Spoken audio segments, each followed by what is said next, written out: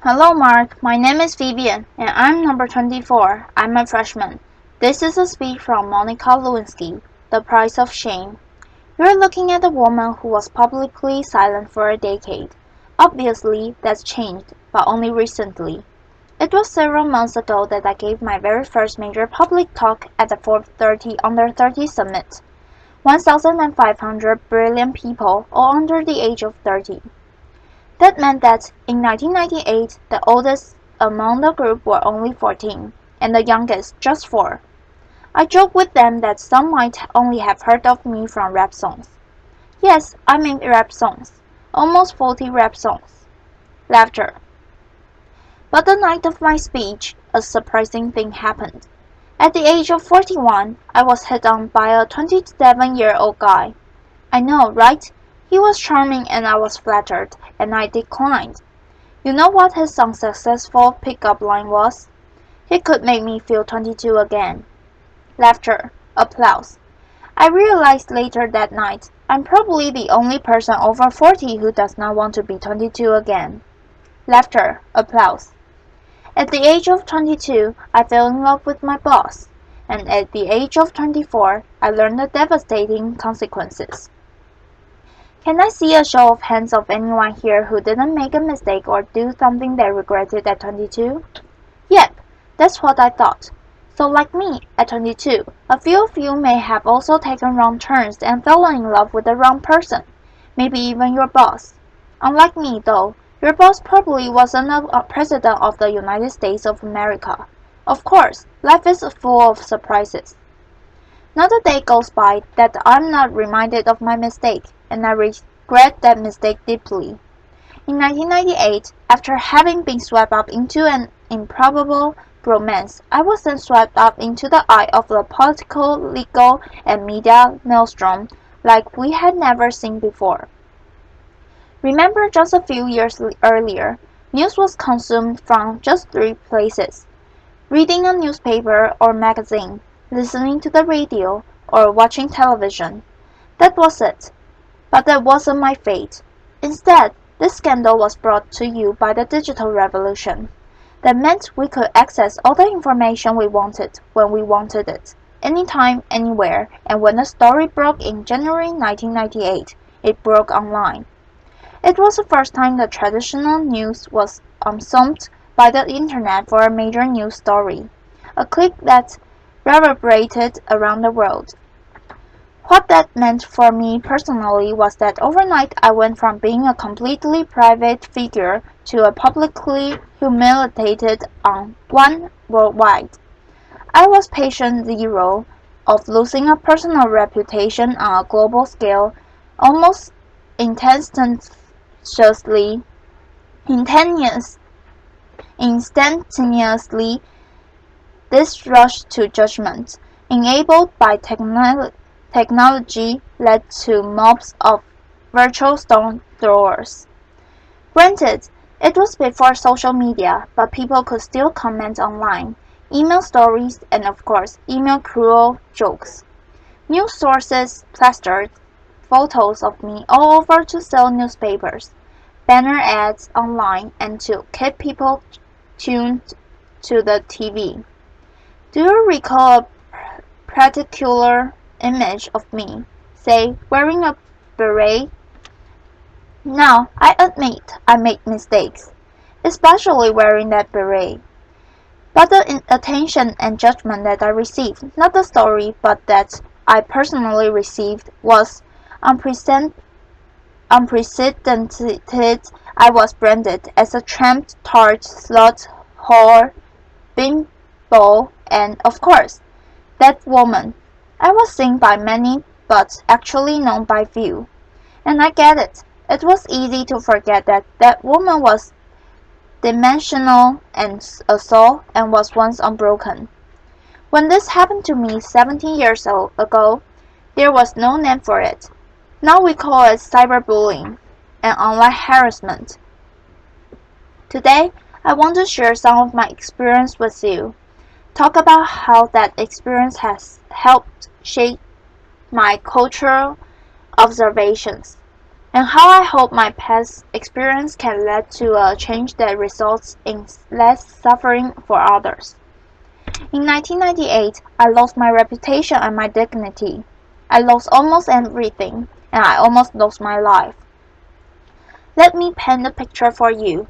It is September of 1998. I'm sitting in a windowless office room inside the office of the Independent Council underneath humming fluorescent lights. I'm listening to the sound of my voice on surreptitiously tapped phone calls that a supposed friend that made the year before.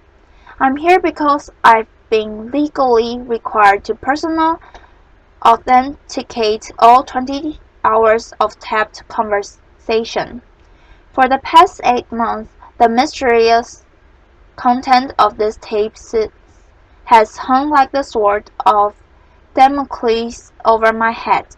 I mean, who can remember what they said a year ago? Scared and mortified, I listened as I prattled on about the flotsam and jetsam of the day. Listen as I confess my love for the president, and of course, my heartbreak. Listen to my sometimes catty, sometimes churlish, sometimes silly self being cruel, unforgiving, uncouth. Listen deeply, deeply ashamed to the worst version of myself, a self I don't even recognize. A few days later, the Star report is released to Congress. And all of those tapes and transcripts, those stolen words from a part of it, that people can read the transcripts is horrific enough. But a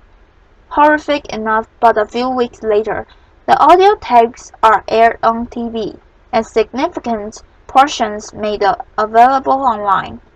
The public humiliation was excruciating. Life was almost unbearable. This was not something that happened with regularity back then, 1998.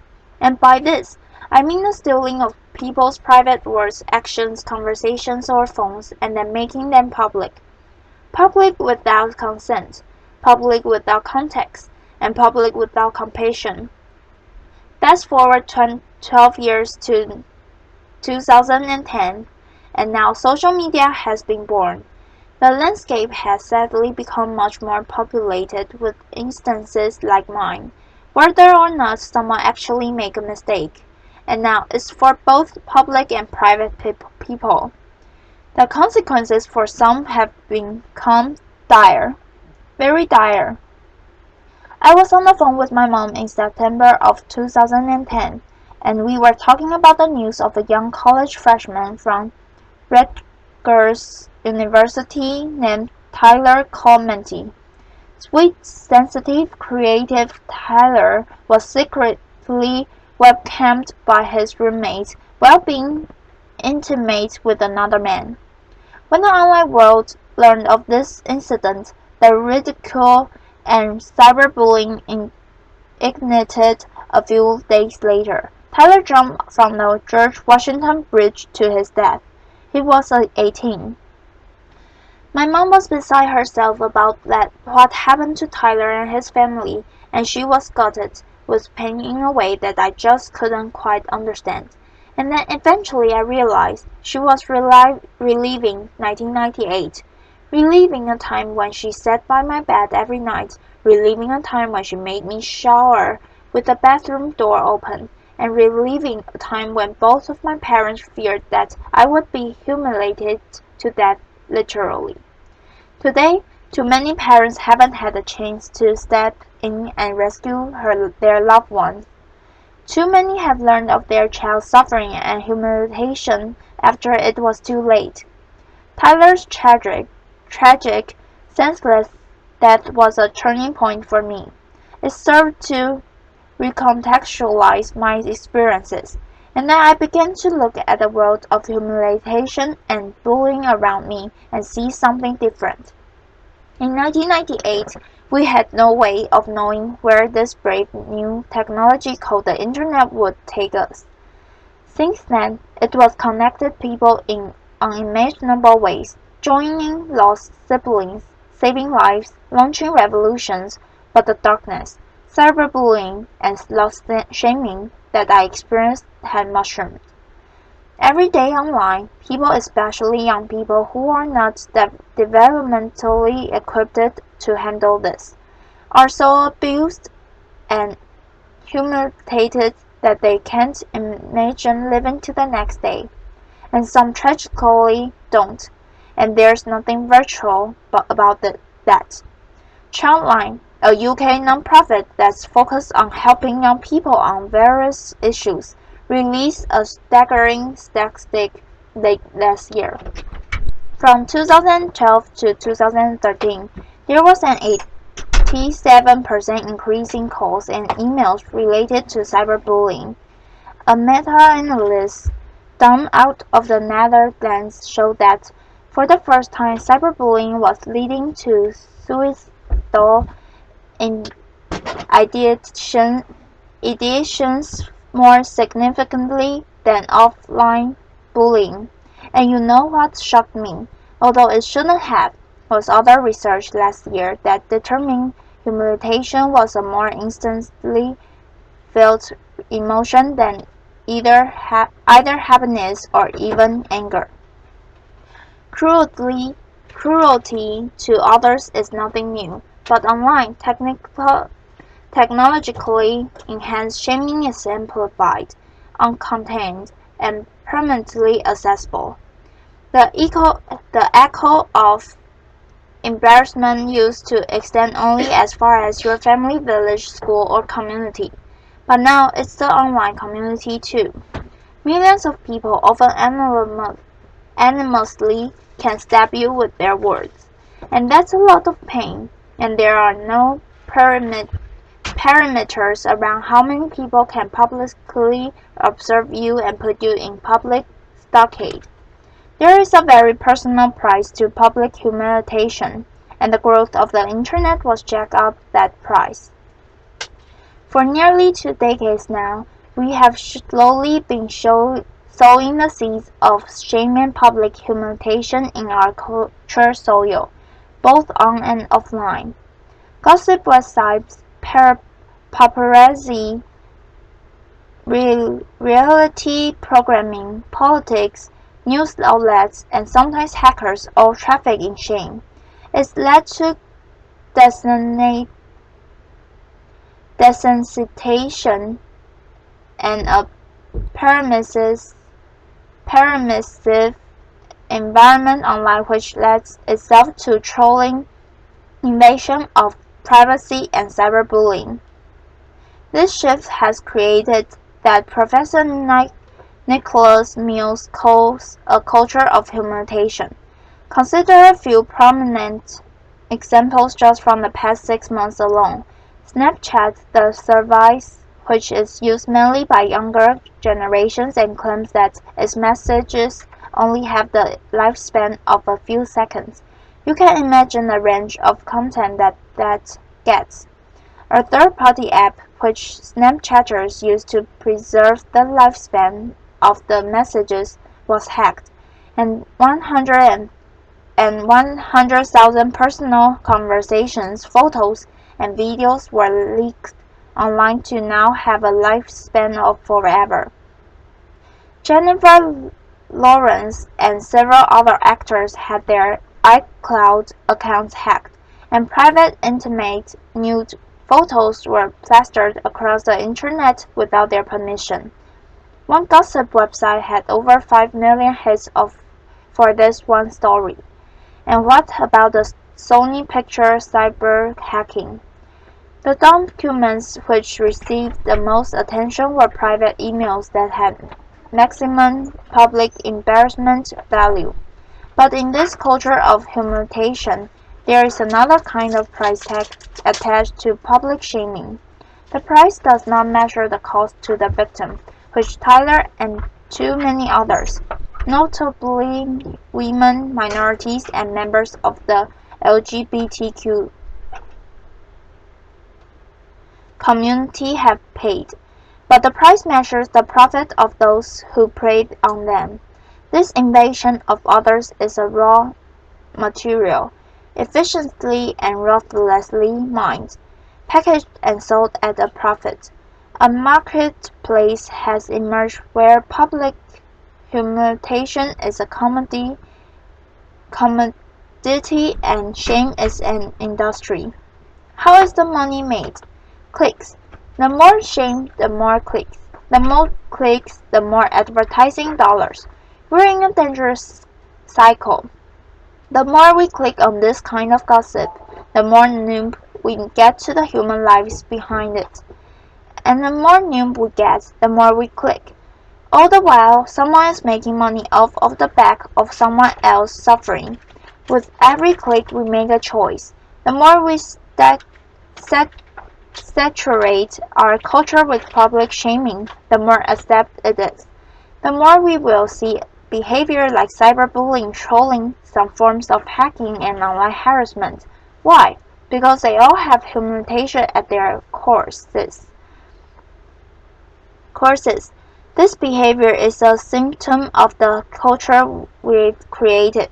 Just think about it. Changing behavior begins with evolving beliefs. We've seen that to be true with racism, homophobia, and plenty of other biases, today and in the past. As we've changed beliefs about some same-sex marriage, more people have been offered equal freedoms. When we began valuing sustainability, more people began to recycle. So as far as our culture of humiliation goes, what we need is a cultural revolution. Public shaming as a blood sport has to stop, and it's time for an intervention on the internet and our culture. The shift begins with something simple, but it's not easy. We need to return to a long-held value of compassion and empathy. Online, we've got a compassion deficit and empathy crisis. Researcher Brené Brown said, and I quote, "Shame can survive empathy. Shame cannot survive empathy." I've seen some very dark days in my life, and it was the compassion and empathy from my family, friends, professionals, and sometimes even strangers that saved me. Even empathy from one person can make a difference. The theory of minority influence, proposed by social psychologist Sergei Moscovici, says that even in small numbers, when there's consistency over time, change can happen. In the online world, we can foster minority influence by becoming upstanders. To become an upstander means, instead of bystander apathy, we can post a positive comment for someone or report a bullying situation. Trust me, compassionate comments help abate the negativity. We can also counteract the culture by supporting organizations that deal with these kinds of issues, like the Tyler Carnegie Foundation in the US. In the UK, there's Anti-Bullying Pro, and in Australia, there's Project Rocket. We talk a lot about our right to freedom of expression, but we need to talk more about our responsibility to freedom of expression. We all want to be heard, but let's acknowledge the difference between speaking up with intention and speaking up for attention. The internet is the superhighway for it, but online, showing empathy to others benefits us all and helps create a safer and better world. We need to communicate online with compassion, consume news with compassion, and click with compassion. Just imagine walking a mile in someone else's headline. I'd like to end on a personal note. In the past 9 months, the question I've been asked the most is why.